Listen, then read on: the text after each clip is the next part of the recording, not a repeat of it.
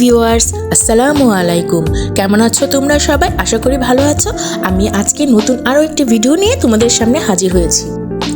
আজকে আমি তোমাদের সাথে ভাপা পিঠার রেসিপিটি শেয়ার করব। তো চলো দেখে নিই। এখানে আমি নিয়েছি ভেজা চালের গুঁড়ো, আর নিয়েছি কোরানো নারকেল আর খেজুরের গুড়। আমি এই চালের গুঁড়োটা বাসায় ব্লেন্ডারে গুঁড়ো করে নিয়েছি। আর নিয়ে নিয়েছি ছোট সাইজের একটি বাটি আর একটি নরম সুতি কাপড়। আমি প্রথমে দিয়ে নিচ্ছি স্বাদমতো লবণ দিয়ে এবার আমি হালকা ঠান্ডা পানি দিয়ে গুঁড়িটাকে অল্প অল্প করে মেখে নেব। তোমরা দেখতেই পাচ্ছ আমি কিভাবে গুঁড়িটাকে মেখে নিচ্ছি।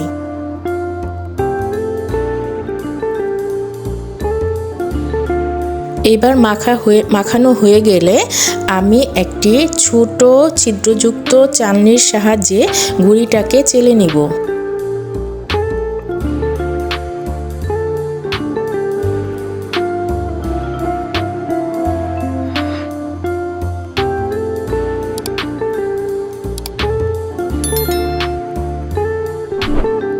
ভাপা পিঠা বানানোর জন্য গুঁড়িটা আমার রেডি হয়ে গেছে। এখন আমি একটি হাঁড়িতে পরিমাণ মতো পানি দিয়ে চুলোর উপরে বসিয়ে দিয়েছি আর একটি ঢাকনা তার মধ্যে দিয়ে দিয়েছি। তোমরা দেখতেই পাচ্ছ এটা একটি ঢাকনা, এটাকে আমি ছিদ্র করে নিয়েছি। এবার আমি ছোট একটি পাত্রে ভাপা পিঠার গুঁড়িটা সাজিয়ে নিচ্ছি। আমি প্রথমে অল্প কিছু গুঁড়ি দিয়ে নিয়েছি, তারপরে তার মধ্যে দিয়ে দিয়েছি খেজুরের গুড় আর এর মধ্যে দিয়ে দিয়েছি নারকেল কুড়ানো দিয়ে তার উপরে আমি আবারও চালের গুঁড়ো দিয়ে দিচ্ছি। তোমরা দেখতেই পাচ্ছ আমি কিভাবে করছি।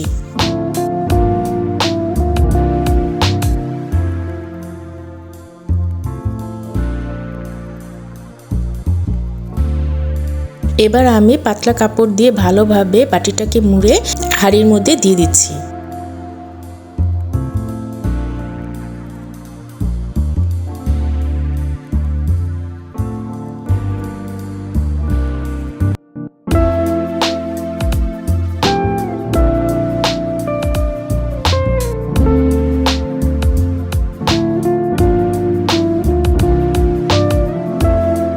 এবার আমি ঢাকনা দিয়ে ঢেকে দিচ্ছি।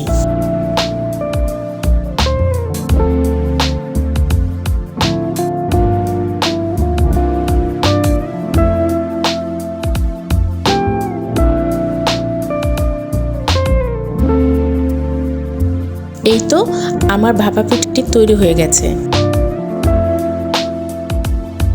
এবার আমি একই নিয়মে আমি সবগুলো পিঠা এভাবে করে নিয়েছি। তোমরাও চাইলে এই শীতে বাসায় ভাপা পিঠা তৈরি করে নিতে পারো। আমার ভিডিওটি যদি ভালো লেগে থাকে তাহলে লাইক কমেন্ট শেয়ার করতে ভুলো না, আর অবশ্যই চ্যানেলটিকে সাবস্ক্রাইব করে নিও। ওকে, আল্লাহ হাফিজ।